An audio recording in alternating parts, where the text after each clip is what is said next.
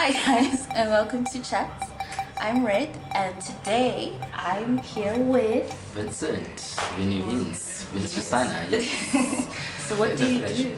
I'm a PR manager, brand architect, a DNA brand architect. So yeah. So I have Vincent here today because today's topic is the problem with local PR and branding agencies. Yeah.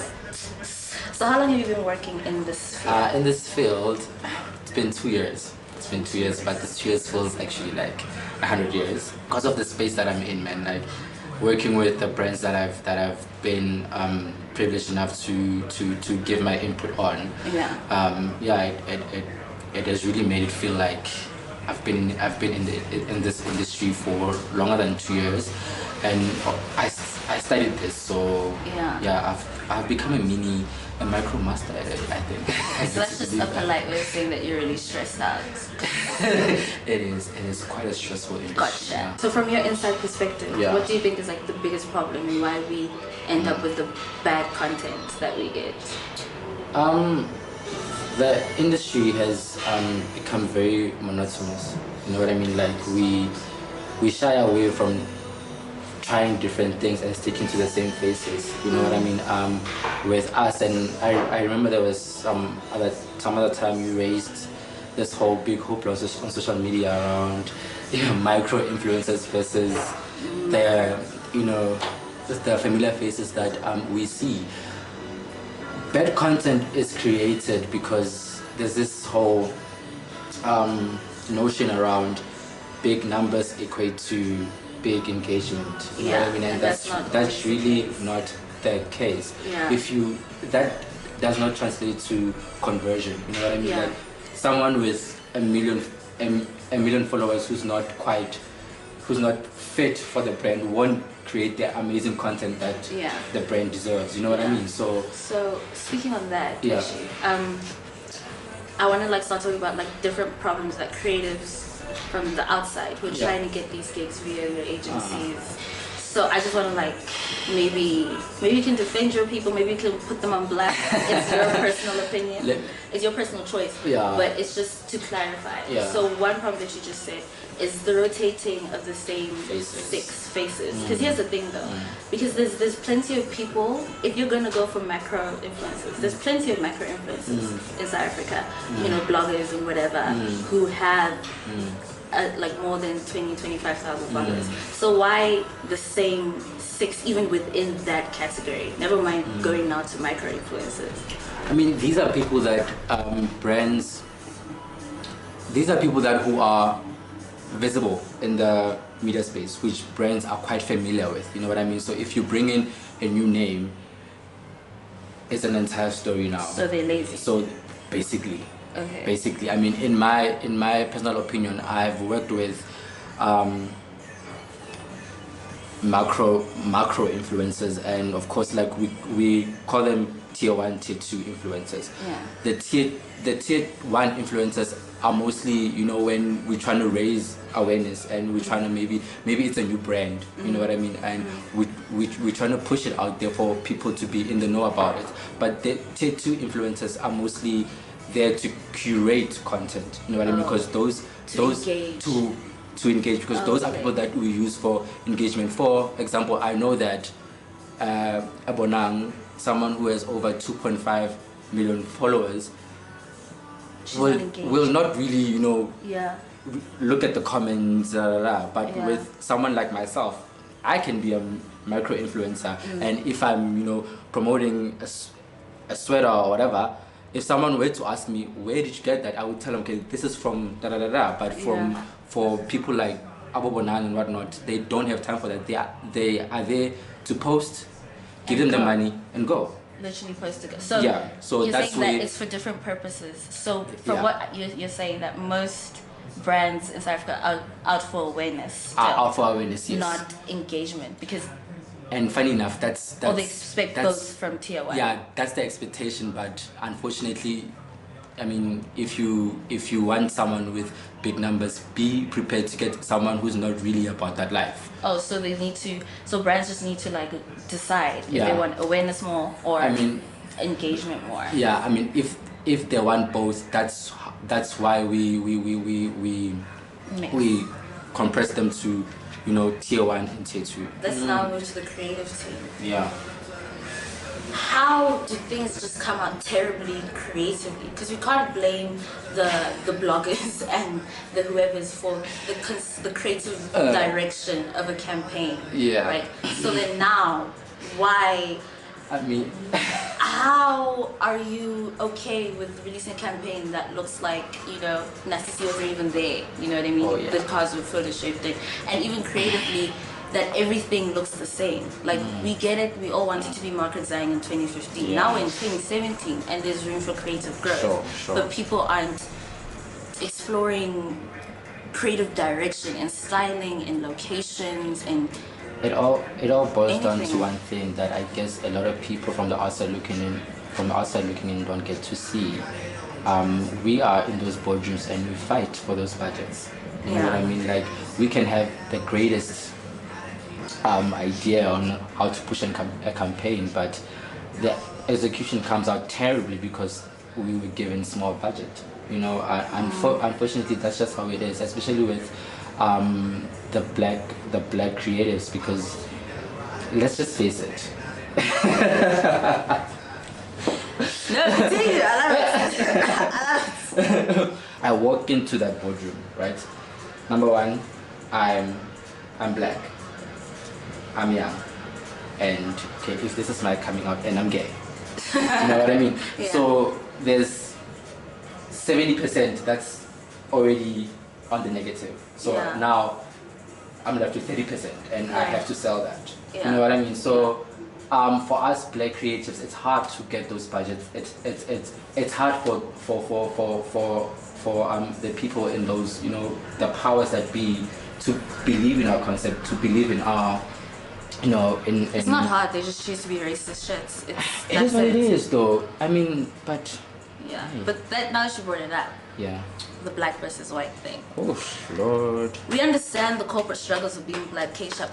Yeah. But then now the problem is that from the outside is when you as a blogger blog on the same plane as you, like your reach is the same, follower count is the same, and she just happens to be Caucasian and blonde, or maybe like a different color. So black creatives, like, you realize how much you're undercharging yourself, and then you think, okay, but then why are they okay for the same campaign for paying this Caucasian girl X amount, and they're only gonna pay me X over 2, like half or less of that? So from the inside, like, how does that happen? Because surely if you're gonna hire people, you should have like a standard amount set for all. So black creators, most of the time, they're either under that standard amount or they don't even know what the standard amount is. I would say, you know, like I mentioned now, there's so many defaults that we are working with as black creatives. We might say that we have progressed as an industry, we have progressed as a country, but the reality of the matter is we haven't, because we are still viewed as, you know, I mean, we are lesser, you know, in the eyes of the powers that be, and unfortunately, I don't know how long it's going to take for you know, us to reach that level where we are all viewed as equal in terms of our creative outputs. But hey, it is what someone like me, I plan to be in this industry to fight those standards, you know what I mean, to change that. And until then, so just to be clear, you're admitting it happens. It does happen. It consciously happens. It does happen. And you're admitting you've been looking at the papers and be like, why? Why? Child, I might lose my job after this, but yeah. Huh? Yeah. There's more.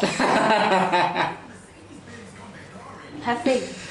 Have faith. Yeah, but it does happen, and unfortunately, I hate saying this, but unfortunately, our people have to conform. You know what I mean? They have to. Standards. Yeah, they have to, because that's how they need to build that. You know, they have a lot to prove. Yeah. They have a lot to prove, and unfortunately, they have to conform. But then I feel like it's your job as an agency or as a creative in a more corporate sphere where you can actually give out real opportunities. I can tell you to base it on just quality. I can actually defend that, and with the agency that I'm in, we are 100%. We are 100% black. Yeah. And with the creative guys that we use, our suppliers, black businesses. So we are also in that notion of we're trying to push this whole, black excellence train. So I mean, from my perspective and from my personal capacity, I think we are on the right track as DNA brand architects. We are almost there. You know what I mean? Yeah. So when we have events, hire black photographers. You know what I mean? When we pay them, fly them out, we do and credit them. Listen, to us, we are on an equal scale. Yeah. You know but what I mean? to you, and that's one out of. Yeah, that's one. That's one agencies. out of so many agencies, but that's what we're trying to change. Yeah. You know what I mean? So I think we are on a very positive upward trajectory, and we are almost there. Moving forward, obviously from the outside, and I'm very proud in calling people out. I'll never stop it. So from the outside, obviously we want to see better content. Like, how long are black people going to be dancing for Ultramel? How long am I going to be dancing for pads? How long, even just in the fashion sphere specifically, am I only going to see a certain type of girl, a certain type of guy? Yeah. You know what I mean? Even as a brand, brands, from my opinion, need to start looking at the South African market as a South African market. Because there's no one girl that represents us all, and there's no one guy that represents us all. There's no one aesthetic, there's no one content. So why do they keep trying to put us in a box? So that's just me moving forward. And also, what's your opinion on moving forward for both people on the outside watching, people on the outside trying to get the gigs, and for the brands and the agencies? The bottom line is we need more black creatives in these white agencies. Those are people that have the power, you know what I mean? But unfortunately, the people in those top positions, the creative directors and whatnot, are predominantly white, and they don't have, like I mentioned, insight. You know what I mean? Into what we are about. It's only a handful of agencies that have black creative directors, like Joe Public with Kolisa Dyson. Yeah. You know, and with them, they have actually, they're trying to, not trying, but they actually are on that scale where it's quite visible that, okay, there's definitely a black creative director behind this campaign or this concept, but unfortunately, it's really up to us to fight for our way in there. You know what I mean? Do you think it's fair, just to play devil's advocate, to reduce it to just a black and white thing? Because sometimes I think that just people of color in South Africa in general, I think it's just, to me, it's more important to have insight on the subject matter, insight on the target market. And yes, sometimes it happens to be that it's a white person, but the problem is, why is it still people who are both white and also still don't have the insight to They don't understand that this, right? They don't understand this. They don't look outside of themselves. They I mean, I get so annoyed when I thought we were over this whole black people dancing for remix iTunes. Remember that ad, that Joko ad, with the lady cleaning the airport base. Yeah. Do you remember that ad? I mean, that for me said, Stop it. give your maid Joko, you know, and she will, you know, Mop the airport. mop your entire house like that. You know, that's what it said for me. These agencies actually, their insight is very stereotypical. Yeah. You know what I mean? So they go for what they think they know, and really they don't know, because not all of us black people went to black schools. You know what I mean? Not all of us black people grew up in the townships. You know what I mean? So when they try to reposition their brands to tap more into the black market, that's the market they look into. You know what I mean? So they neglect this other black market. That's so like, really, they need to learn to further refine. Yes. Because just like for white girls, you know, there's Coachella white There's girls, Coachella white- and there's Thank you, Lollapalooza thank white you, girls. thank you, But then thank with you. black girls, like we're all supposed to want the same thing. Yeah. So yeah. I think if agencies just learn to refine their market, Yeah. do their research, and hire Do your people research. with the right Do your insights research, yeah. and creativity That's true. to create That's new true. content, Yeah. then we would be great. would be- And then for people trying to get these jobs because we're tired of being broke, I'm poor. Social media has really made this quite easy for us. You know what I mean? People now get called in for interviews because they posted something on social media or because their social media page looks a certain way. You know what I mean? So yes, it's about who you know sometimes, but I think We should utilize the platforms. utilize the available. platforms exactly, especially in our industry. There's so much to take advantage of. You know, I mean, with you, I didn't know about you until, you know, your your ego, your alter ego on social media, and I was like, that was It's not quite alter ego, interesting. it's just me. But anyway, yeah. So you heard it. So to the creators who are tired of being broke, my loves, utilize every platform you have available to you until you are forced them to pay attention. And then to the agencies, basically do better. Do better. Do your research. Do your research. Care about the people you're trying to research and hire the right people. Not hire your friends. Not hire the one who do this for the cheapest. But hire for the right people. And brands, spend the money on the South African market. Spend the money so you can get great content. Tired of fighting for And we're not budgets. dancing for Ultraman in 2017. So yeah, thank you guys for watching. Yeah, subscribe, share. And yeah, next time we'll be back. I'll be back.